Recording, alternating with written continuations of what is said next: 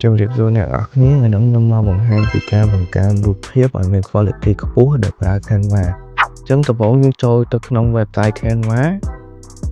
ហើយបន្តមកទៀតយើង click លើ Create a Design យើងជ្រើសរើសយកពាក្យ Custom Size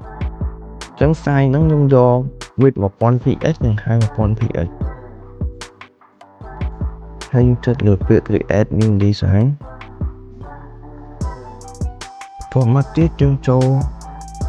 ក្នុង Add ហើយយើងសល់ពាក្យថា Image Enhancer បន្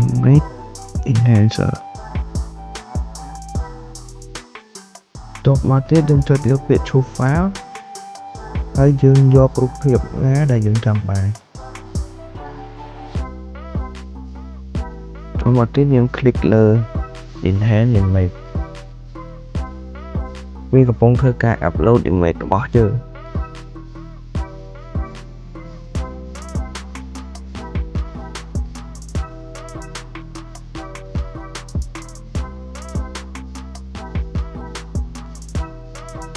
តើ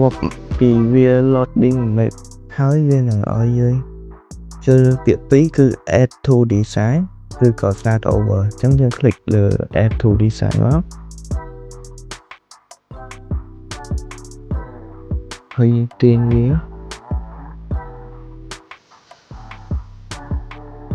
ចឹងយើងនឹងបានរូបភាពមួយដែលមាន quality ខ្ពស់ហើយបន្ទាប់មកយើង click ទៅលើ share បន្ទាប់មកទៀតយើង click ទៅលើ download